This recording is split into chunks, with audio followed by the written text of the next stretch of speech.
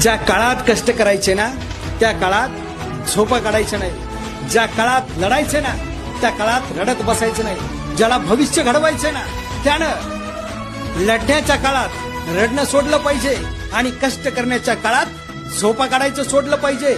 मग बघा, शब्द आहे महाराज, शब्द आहे. नशिबाला सुद्धा तुमच्याच पुढं आणि झुकावंच लागणार, पर्यायच नाही.